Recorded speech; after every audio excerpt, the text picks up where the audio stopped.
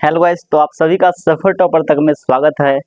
तो भाई हमने जैसा कि एक वीडियो कल शॉर्ट वीडियो में मैंने बताया था कि बताइए हम लोग हिंदी स्टार्ट करने वाले हैं। हिंदी जैसा ये स्टार्ट करने वाले हैं तो हिंदी को बताइए। सबसे पहला प्रश्न है कि हिंदी को कितने भागों में बांटा गया है। तो भाई हिंदी को हम लोग दो भागों में बांटते हैं। पहला होता है गोधूली भाग दो और दूसरा होता है भाई वर्णिका। तो हम लोग पढ़ने वाले हैं। सबसे पहले बताए थे कि कौन सा चैप्टर पढ़िए, कौन सा बुक पढ़िएगा, तो आपने बताया था सर वर्णिका हम लोग पढ़ेंगे। तो हमने आपसे छोटा सा एक प्रश्न किया था कि बताइए वर्णिका अगर आप पढ़ते हैं तो सबसे पहले वर्णिका के बारे में छोटा सा आपके पास तो नॉलेज होना चाहिए। अगर थोड़ा सा नॉलेज है तो हमको सबसे पहले ये बताइए कि वर्णिका में टोटल कितने चैप्टर होते हैं। तो टोटल 5 चैप्टर होते हैं। तो उसमें से सबसे पहला चैप्टर जो है वर्णिका का, सबसे पहला चैप्टर का नाम है दही वाली मगम्मा। ठीक है ना, 1 मिनट भाई। ये आपका फर्स्ट चैप्टर का नाम क्या है आपका दही वाली मगम्मा। तो यही हम लोग चैप्टर को स्टार्ट करते हैं और मात्र 10 मिनट आप हमको दीजिए। 10 मिनट में अगर ये पूरा का पूरा चैप्टर अगर आपके माइंड में नहीं चल गया तो भाई वीडियो को मत देखना दोबारा, ठीक है ना। अगर समझ में आ जाए, इस वीडियो का नाम मैं पॉकेट वीडियो रखता हूँ। वीडियो का नाम क्या है? Pocket video. पॉकेट वीडियो इसलिए नाम दिया हूँ इस चैप्टर का क्योंकि इस वीडियो का सीरीज का कि मैं 5 चैप्टर एक वीडियो में एक चैप्टर कंप्लीट करवाऊंगा, ठीक है ना भाई। पॉकेट वीडियो इसलिए कर रहा हूँ ताकि 10 से 12 मिनट में आपका ये चैप्टर को एंड कर दूंगा। आप कहीं भी घूम रहे हो, फिर रहे हो, कहीं पे जाके घूम रहे हो या अपने कॉलेज में, स्कूल में या अपने दोस्तों के साथ, तो वहाँ पे कान में लीड लगा के आप ये वीडियो देख सकते हो, ठीक है ना। ये फायदा होता है ऑनलाइन क्लासेस का। तो मैं यही चीज करने वाला हूँ। आपका फर्स्ट चैप्टर का नाम है दही वाली मगम्मा, ये मैं स्टार्ट कर रहा हूँ। तो सबसे पहले कहानी का जो प्रमुख पात्र होता है उसका नाम मैं बता दूं आपको। कहानी का जो प्रमुख पात्र है 6 पात्र हैं इसमें टोटली। मिनिमम रूप से 6 पात्र हैं और आपको कहानी जब बताऊंगा तो और ज्यादा से ज्यादा मजा आएगा, ठीक है ना। तो कहानी में सबसे मुख्य प्रमुख पात्र जो होता है वो आपका है मगम्मा। प्रमुख पात्र क्या है? मगम्मा, जो कि आपको चैप्टर में ही मिल जाएगा, दही वाली मगम्मा। मगम्मा इस चैप्टर का प्रमुख पात्र है, ठीक है। आगे पूछेगा कि और कौन कौन पात्र है, तो मगम्मा हो जाएगा, नजम्मा हो जाएगा, उसके बाद रंगप्पा हो जाएगा, उसके बाद मगम्मा का एक बेटा होता है वो हो जाएगा, उसके बाद मगम्मा का एक पोता होता है वो हो जाएगा, और एक और हो जाएगी माजी, ठीक है ना, माजी। ये टोटल 6 आदमी होते हैं, 6 पात्र होते हैं इस कहानी का। इस कहानी में 6 पात्र है। तो मैं आपको कहानी स्टार्ट कर रहा हूँ। इस कहानी में जो सबसे पहले शुरुआत होती है कि मगम्मा जो होती है वह एक विधवा औरत होती है। उसको जो ना उनका पति जो होता है मर जाता है और उसका एक बेटा होता है, उसका शादी हुआ रहता है। बेटे का नाम नहीं बताया गया इस कहानी में। बेटा जो होता है उनका बेटा जो होता है उसका शादी हो गया होता है और बेटे की पत्नी का जो नाम है वो क्या है आपका, मान लीजिए ये आपका मगम्मा है। ये कौन है? मगम्मा। मगम्मा का ये एक बेटा है। मगम्मा का कौन है? ये बेटा है। और मगम्मा की पत्नी का नाम क्या है? ये इसकी पत्नी है। पत्नी का नाम क्या है? नजम्मा। मगम्मा का बेटा है ये। मगम्मा के बेटा की पत्नी कौन है? ये नजम्मा। दोनों की धोती साड़ी बांध देते हैं। दोनों क्या हो गया? शादी हो गया। ये धोती साड़ी बना गया, ये दोनों की शादी हो गया और शादी होने से एक इसका हो गया बच्चा। बेटा का नाम क्या हो गया? पोता। तो मगम्मा का कौन लगेगा? ये पोता। ये दोनों का बेटा है ये, तो इसका लगेगा पोता, ठीक है ना। अब उसके बाद देखिए कहानी की शुरुआत यूं होती है कि क्या होता है कि इसकी विधवा जो होता है ना माँ, इसकी जो विधवा माँ होता है, बेटा का विधवा माँ मगम्मा, ये डेली जाती है दही बेचने के लिए। अपने माथे पे टोकरी रख के जाती है दही बेचने के लिए, ठीक है ना। तो उससे पहले कुछ चीज मैं और बता दूं, दही वाली मगम्मा के लेखक कौन होते हैं? लेखक जो है श्रीनिवास दास जी हैं। श्रीनिवास दास जी इस कहानी के क्या है? लेखक हैं। ठीक उसके बाद पूछेगा कि श्रीनिवास दास का पूरा नाम क्या है? मास्ती वेंकटेश अयंगार।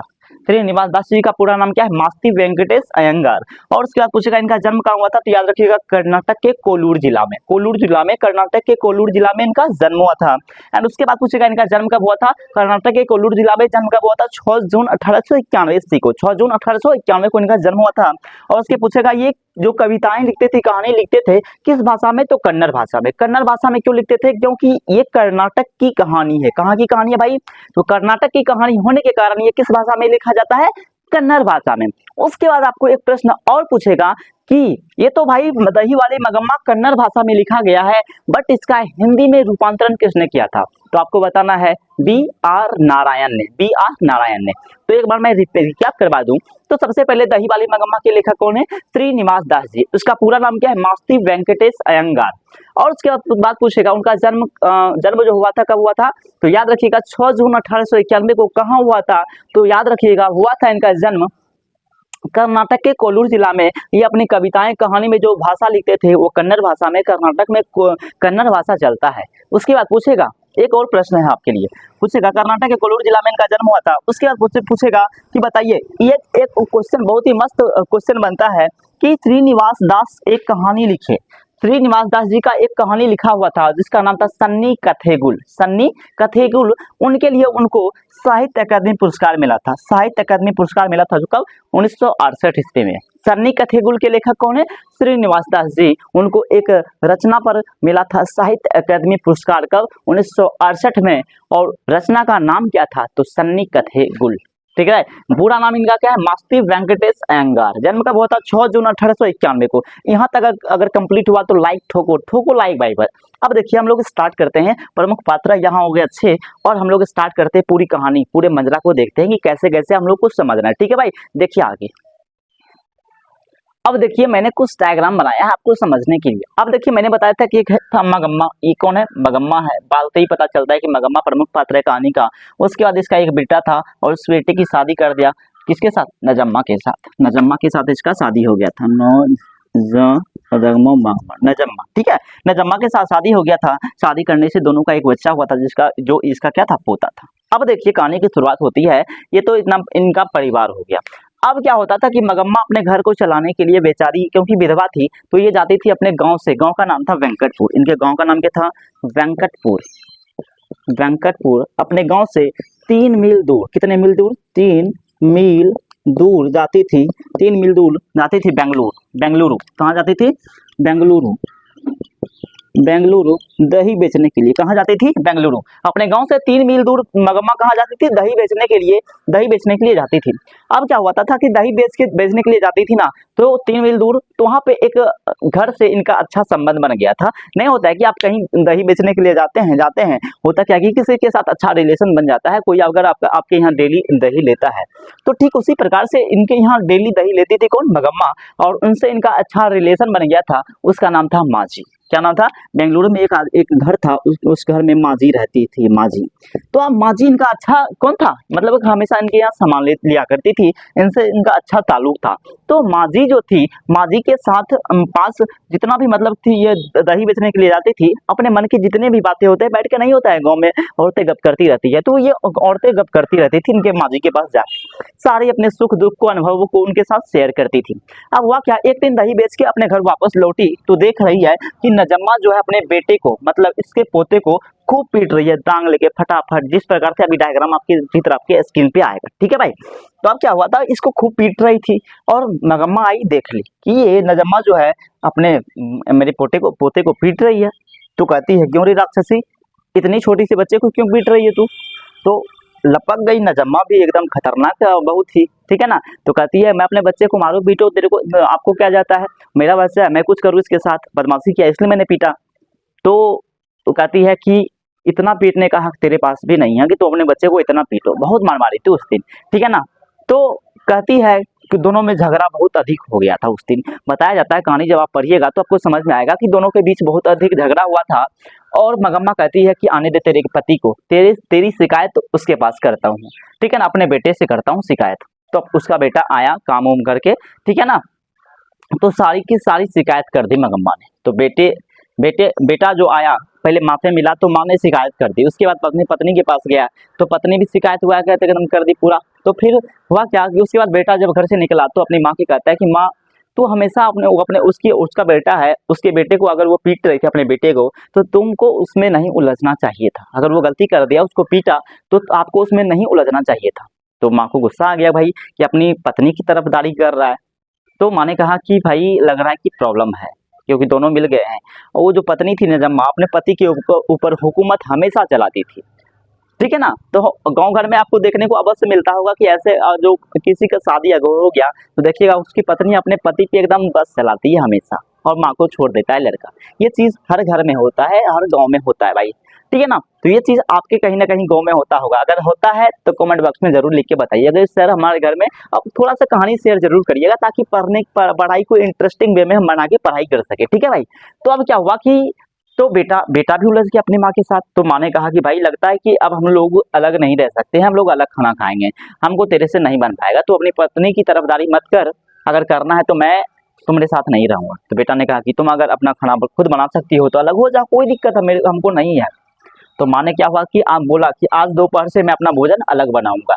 तो माँ ने क्या किया, अपना गैस चूल्हा अलग ले लिया, खाना बनाना स्टार्ट कर दिया, अलग रहना स्टार्ट कर दिया। अब क्या हुआ, डेली वह दही बेच के आती थी, पैसा इकट्ठा करती थी, रखती थी पैसा। तो डेली यही का काम हो गया, अपना बेटा पोता सब अलग रहने लगा और खुद वो अलग रहने लगी। तो रूपा जो पैसा जो इकट्ठा करती थी वो अपने पास रखती थी, ठीक है ना। पहले जो पैसा इकट्ठा करती थी अपने बहू को दे देती थी, या वो नाक में खरीद लेती थी, या कान में झुमका, नाक में बाली, ये सब वगैरह वगैरह डिस्क ब्रेक वगैरह ले लेती थी। आप पूछिएगा सर डिस्क ब्रेक क्या होता है, तो यहाँ से लेकर यहाँ तक जो पहना जाता है उसको डिस्क ब्रेक कहते हैं, जैसे कि आपको स्क्रीन पे दिखाया गया है, मैं दिखा दूंगा, ठीक है। आगे देखिए, उसके बाद क्या हुआ कि एक दिन दही बेचने के लिए जा रही थी। क्या हुआ, एक मिनट रुकिए भाई। तो मगम्मा एक दिन दही बेचने के लिए जा रही थी, जैसे ही बेच के माँ जी के पास पहुंची तो माँ जी उस दिन मखमल की ब्लाउज पहनी थी, तो मगम्मा को पसंद आ गया। मगम्मा ने पूछ बैठा कि माँ जी ये ब्लाउज आप कितने में खरीदे हैं और कहाँ से खरीदे हैं और कहाँ पे सिलवाए हैं, हमको भी बताइए, हम भी ये पहनना चाहते हैं, हमको अच्छा लग गया। तो फिर मगम्मा ने बताया कि ये 8-9 रुपए के आसपास आएगा, तुम भी सिलवा लो। तो मगम्मा ने क्या किया कि वो सिलवा के पहन ली एक दिन। वो पहन के अपने गाँव जैसे ही घर आई तो नजम्मा की नज़र पड़ती है अपने सास के ऊपर, तो ये तो मखमल की ब्लाउज पहनी है, तो एकदम जल उठी। अब कहती है उसकी पुतहू कहती है कि बुढ़िया को बुढ़ापे में जवानी छा गई है। ये प्रश्न आपके एग्जाम में आ सकता है कि बुढ़ापे में जवानी छा गई है किसका कथन है, तो याद रखिएगा बहू की या नजम्मा की, ऑप्शन ऐसे रहेगा, ठीक है ना। तो कहती है बुढ़ापे में जवानी छा गई है। तो अब क्या हुआ कि डेली यही करती थी, आराम से मखमल की ब्लाउज पहनती थी और दही बेच के आती थी, माँ जी से गपशप करती थी, जीवन ऐसे ही चलने लगा।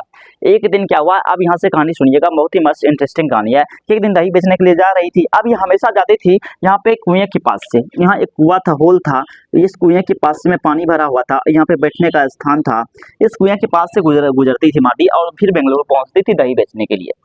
तो एक दिन एक आदमी इनको मिल गया जिसका नाम था रंगप्पा, रंगप्पा इसका नाम था।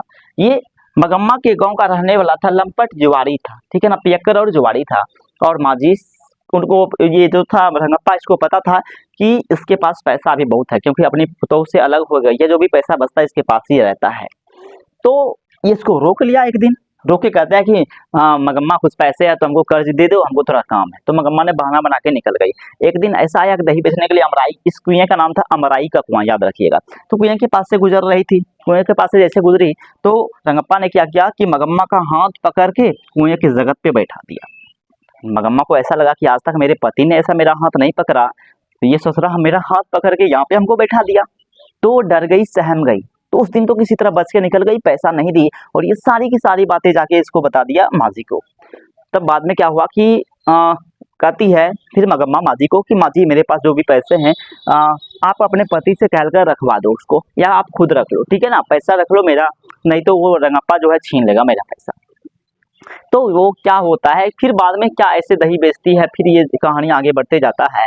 तो पूछता है क्या हुआ, एक दिन घर हुआ वापस लौटी। ये सारी कहानी घटना, रंगप्पा वाला घटना उसके बहू नजम्मा और उसके बेटे को पता चला, तो वो तो घबरा ही गई दोनों, ठीक है। अब क्या हुआ कहानी में, यहाँ से सुनिएगा। तो अब मगम्मा नजम्मा सोची कि अब सास को कैसे मनाया जाए, उसके पास तो पैसा बहुत अधिक है और प्लस हमसे रूठी हुई है, गुस्सा है और वो खाना अलग बनाती है। तो अब देखते होंगे कि अगर किसी सास को मनाना है तो कैसे मनाएंगे। तो अब उसका जो एक छोटा सा बच्चा था, ये पोता जो था, पोते को भेज दिया किसके पास, बोला जाओ अपनी दादी से कहना कि हम आप ही के पास रहेंगे, आप ही के पास खाएंगे, माँ के पास नहीं रहेंगे। सिखा के भेज दिया था किसके पास, मगम्मा के पास। तो बच्चा गया और उसको मिठाई वगैरह खिलाई मगम्मा ने, ठीक है ना, मगम्मा ने खिलाया। उसके बाद क्या हुआ कि फिर धीरे धीरे जब बच्चे को भेज दिया तो दोनों पुतहू बेटा दोनों साथ में आए एक दिन और माँ से माफ़ी मांग लिया कि माँ हमसे गलती हो गया था, अब आप जो कहोगी मैं वही सुनूंगा, बच्चे को नहीं पीटूंगा, और इतना जो आप प्रेशर लेके काम कर रहे हो, दही बेचने के लिए 3 मील दूर जा रहे हो, ये काम आप मत करो। कौन बोल रहा था, नजम्मा ने। ये दही बेचने का काम मैं कर लूंगा और घर को मैं संभालूंगा, आप केवल बच्चे को संभालो और मैं पूरा का पूरा काम संभाल लूंगा, ठीक है। तो हो गया सब खुश, आपस में मिलजुल गए और सारी की सारी कहानी बढ़िया से फिर चलने लगी घर की, सब लोग आपस में मिल गए और यही तक आपकी कहानी थी। कहानी यहीं पे आपका एंड होता है। और कहानी कैसा लगा, अगर समझ में आया तो कमेंट बॉक्स में ज़रूर बताना नेक्स्ट वीडियो के लिए। और नेक्स्ट वीडियो जो आएगा ना भाई, गजब से ढाते विश्वास है, विश्वास को ढाते नहीं देना है, ठीक है, मजा आ जाएगा। देखिए मैं ऑफलाइन क्लासेस भी चलाता हूँ, तब आपको इतना अच्छे से एक्सप्लेन कर रहा हूँ, व्यवस्था की कमी है इसलिए मैं ऐसे पढ़ा रहा हूँ, आपको 100% बेस्ट से बेस्ट क्वालिटी की पढ़ाई दूंगा। मैं आपको इससे भी बेस्ट अच्छे से पढ़ाई दूंगा ताकि आपको मजा आ जाए पढ़ने में। मैं ऑफलाइन क्लासेस भी चलाता हूँ, बढ़िया क्लासेस चलता है अपना, और मैं सोचा कि ऑफलाइन क्लासेस चला के कितने बच्चों को पास करवाएंगे। आप ऑनलाइन उतरो, ऑनलाइन में लाखों बच्चे आपसे जुड़ेंगे, और इसी बार 2025 में रिजल्ट ऐसा देना है, टॉपर बच्चा यहीं से निकलना चाहिए। और आपकी क्लासेस एक वीडियो में अभी स्टार्ट किया हूँ, अभी देखिए तहलका मचाना है पूरे बिहार में, ठीक है भाई। और मैं एक बात आपको और बता दूं कि मेरी जो ऑफलाइन क्लासेस चलती है वहाँ पे बहुत ही ज़बरदस्त क्लासेस चलती है। आपको यहाँ पे संस्कृत, मैथ्स, हिंदी, साइंस और जीके का जो पर्सन होता है, हिस्ट्री, ज्योग्राफी, पॉलिटिक्स, सारी की सारी की व्यवस्था करवाया जाएगा। बस धीरे धीरे थोड़ा सा हर चीज़ को मैं तैयार कर रहा हूँ, कंटेंट को अभी इकट्ठा कर रहा हूँ, एक पूरे 6 महीना लग जाएगा कंटेंट को इकट्ठा करने में, और आपको बेहतरीन क्वालिटी के साथ पढ़ाएंगे पूरे बिहार के बच्चे को, और इसी बार टॉपर यहाँ से निकलना चाहिए 100%। तो मैं ऑफलाइन की क्लासेस कुछ नोट्स मैं आपको दिखा रहा हूँ। जैसे कि मैं बात करूँ वर्णिका की, तो मैंने बच्चे को बोला बुक मत खरीदो भाई, मैं जो आपको नोट दे रहा हूँ ना, ये शुद्ध प्योर नोट है, इसको आप फॉलो करो, आपका 100% मार्क्स बनेगा, ठीक है ना। देखिए ये 5 पेज का है ना भाई, 5 पेज का आपका ये नोट है, 5 पेज में मैंने पूरे बुक को कंप्लीट कर दिया, कवर कर दिया। 5 पेज पढ़ लो, वर्णिका का टेंशन फ्री, 20-25 मार्क्स का पूछता है, इसलिए मैंने इसका नाम पॉकेट वीडियो रखा है। 20-25 मार्क्स आपका यहाँ से कवर होगा, ठीक है ना। इसलिए आप भी बनो मेरे साथ, जुड़ो मेरे साथ, लाइक सब्सक्राइब शेयर करो, ताकि आपको भी मैं टॉपर बना सकूं। अगर आपको टॉप करना है तो यहाँ से जुड़ो और बेहतरीन कंटेंट के साथ पढ़ाई करो, और देखो अगर टॉपर यहाँ से नहीं निकले ना भाई, तो फिर अगली बार से पढ़ाना छोड़ दूंगा, ठीक है। मिलते हैं नेक्स्ट वीडियो में, तब तक के लिए जय हिंद, जय भारत।